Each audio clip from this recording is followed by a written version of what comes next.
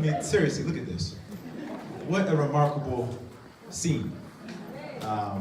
This has been quite the day for me. As Lizzie, my trusted companion, can tell you, she's been with me all day today. This might be stop number 6, I believe. And we've been hitting Columbia County pretty hard. Livingston, Kinderhook, and now Hillsdale. So feeling good. And the love and the support, even the dogs are loving it. And the support has been tremendous.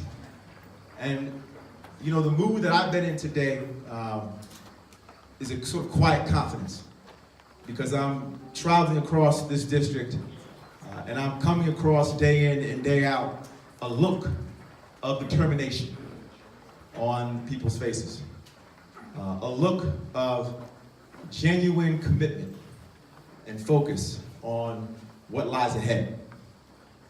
I have to tell you something, I got a front row seat to some magic right now.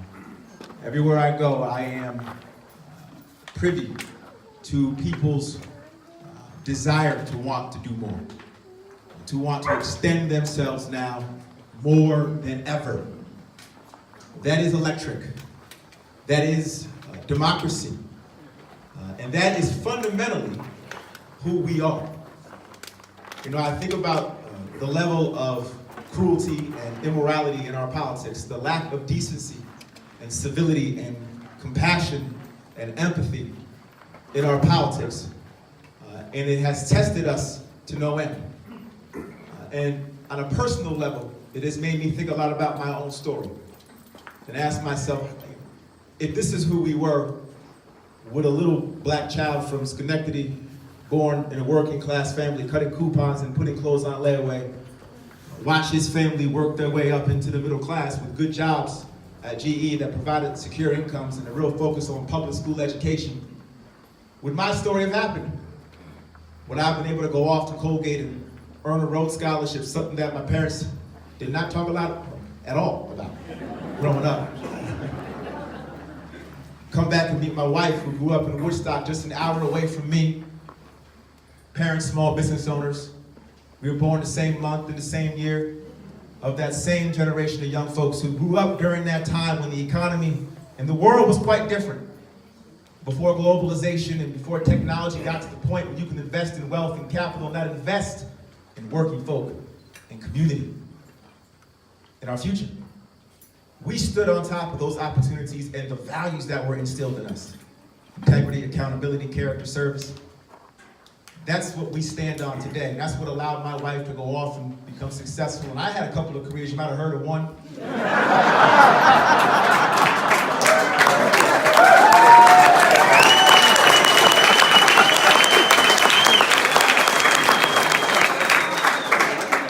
Let's be clear about this. You know, yes, my parents were confused by that decision. I just graduated from law degree and they thought I might want to put it to use.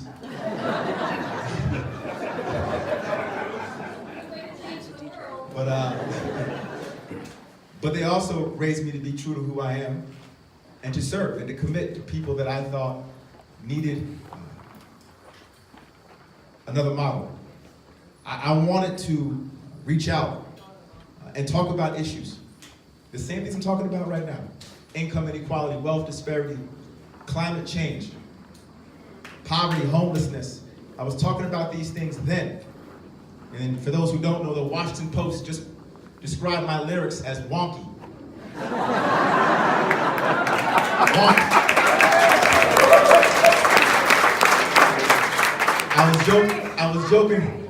I was joking earlier as a former rapper, not the kind of words you might want to hear to describe the lyrics. But as somebody running for Congress, I don't mind it. But to be certain here, and be clear, I was giving back. I was fighting. I was trying to speak truth. There's nothing controversial about fighting for justice and fighting for what's right. What's controversial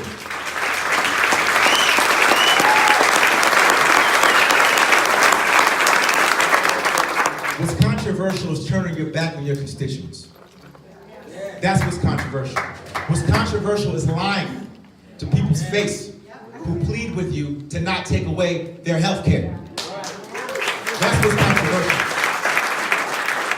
Now, for the last 40 some odd years, the span of my lifetime, the economy has doubled in size, right?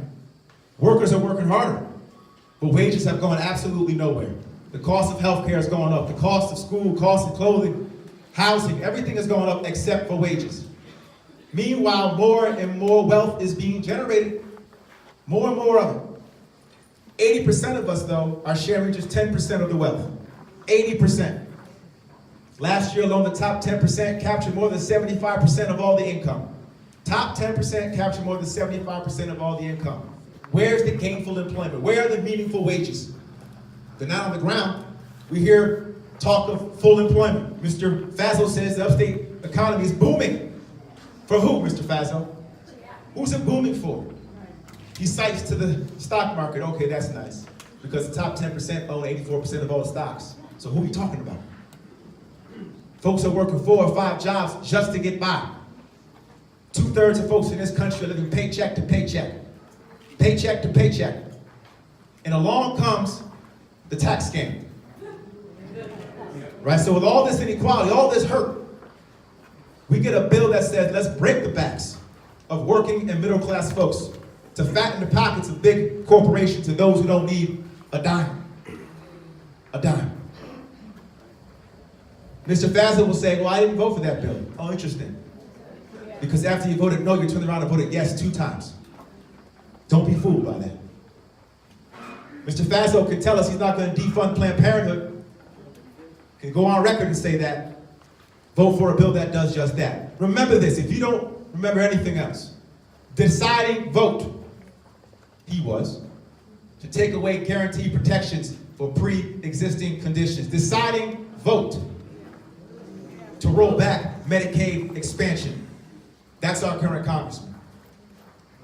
Now he sits on the Agriculture Committee. That's about all he does. He votes for a farm bill, 40% of the subsidies of which go to the 3% of the wealthiest farmers in this country. The vast majority of the subsidies go to mega and corporate farmers and only extends loopholes for mega farmers who don't need help, at the expense of small and mid-tier farmers. In other words, at the expense of farmers right here at home. His farmers. The ones who put him there to serve and help. Turns his back. So whether it's healthcare, whether it's farming, whether it's in our environment. Now we're not surprised on that, are we? The man lobbied for oil pipelines. So you're not going to hear people about shifting away from fossil fuel to renewable energy. Not just to save our earth, which should be enough, but also to create jobs, economic growth. That's where all the renewable opportunities are, in the renewable energy space. Solar, wind, geothermal. Solar growing at 17 times the rate right now of the overall economy. Why are we propping up fossil fuel $4 billion a year? For what? They're okay. We can take that money and invest it in our future. The problem is we got folks in Congress, and Mr. Fazzo is one of them, who's not thinking about our future. They're holding on to now, the status quo at our expense, because they're bought and paid for to do so. Simple and plain.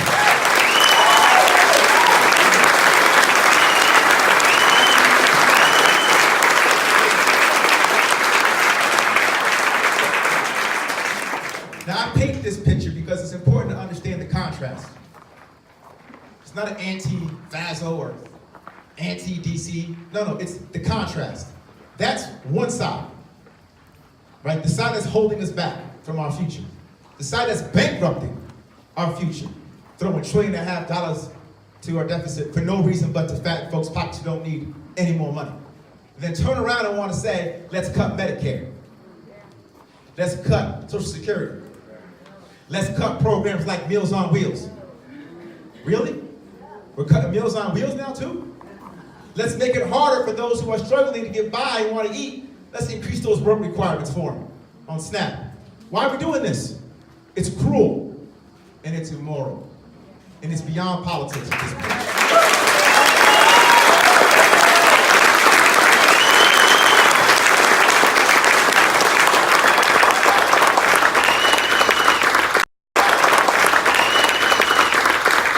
I imagine there are a lot of Democrats in this room, but I believe there are a few Republicans and independents as well. And I hope this message goes and resonates with all of you. This is deeper than politics. And I was just endorsed by a Republican state assemblyman named John Dunn.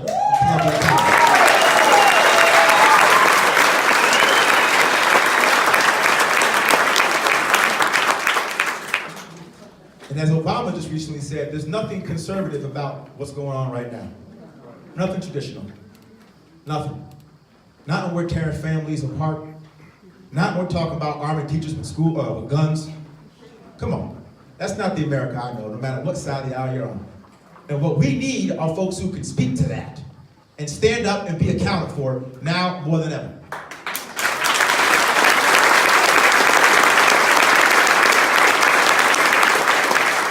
And if you can't even show up and have a town hall, well then you can't show up and speak up for your constituents, right? You can't do that. Now let me tell you what I think we're all here to do. To fight for our future, okay? Because I'm tired of being the only developed country in the world without universal health care. I'm tired of it.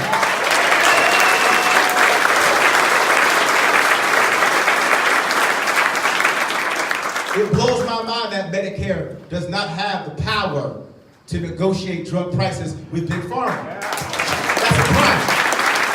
And the only reason why that is the case is because Congress folks like John Faso take all that money from the drug companies. It's that simple. It's that simple. I want to roll back that tax bill. Take that revenue that we can actually generate by making sure corporations pay what they're obligated to pay under the law and close corporate loopholes and use that revenue to invest in our roads, in rail, in broadband access, in cell service.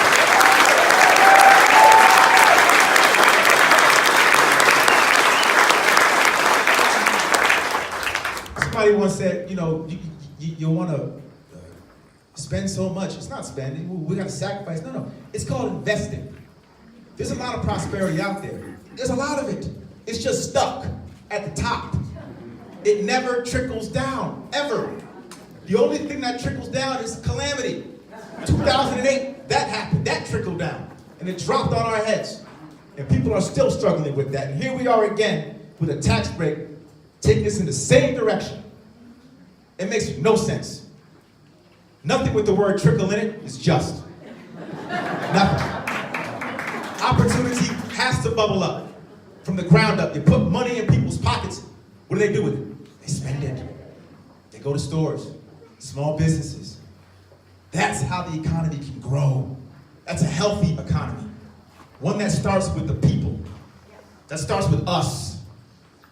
And not some profit interest beyond in the ether that no one can reach or access. Unless you have enough money to do so. The only folks who are cutting the line and cheating are folks who are greedy. Greed is cutting the line and cheating. Greed is suffocating opportunity right now. Greed. That's the issue. So I say it's time we step up and do something about it. I say it's time.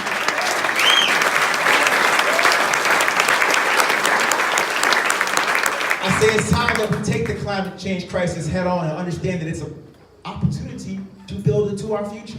That's where job growth lies. Energy renewability is all there. I say it's time to get back to investing in our public schools again and making sure that our young people have a chance.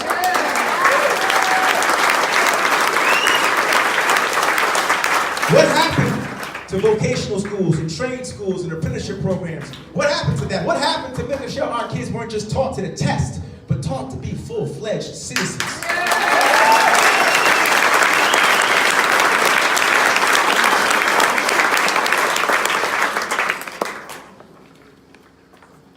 We have reached a point where I think a lot of people are at a tipping point with whether or not what we call democracy can work. Because for too long, only a handful of people are dictating the national conversation. If you think about it, we had 3 debates, not a single question on the presidential level about the environment or education. Not a single question about those 2 issues. Forward-thinking, future-oriented issues about where we are headed as a country. What is the path that lies ahead? Where is that conversation? Why is it not happening? Because the folks who are dictating the conversation don't want it to happen. They want to keep us where we are. They want the status quo to stay where it is. And guess what? The status quo is not working. It's broken.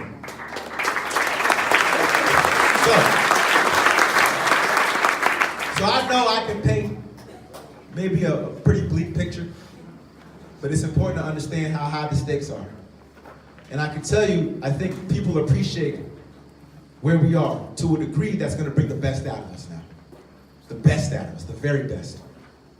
So as we encounter on the time that we're in, we understand how high the stakes are. Now is not the time to be afraid. No. Now is the time to be brave. Okay? We call ourselves the land of the free, the home of the brave, right? Right? A lot of folks right now don't feel free. A lot of folks right now, if you're born a certain color, or you're born to a certain class or gender, you're kind of stuck where you are. That's not freedom. So if we're struggling for freedom, and we're the home of the brave, it's time to be brave. It's time to dig in. It's time to own that revolutionary spirit.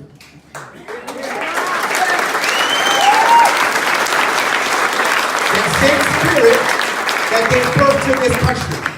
That same spirit. So I stand here humbled. I mean, really humbled. This is a wonderful experience to go through. It's a heavy lift. But I'll tell you something. You know, coming in rooms like this and feeling the energy that I'm feeling all across this district, you better believe something's happening. Something is happening.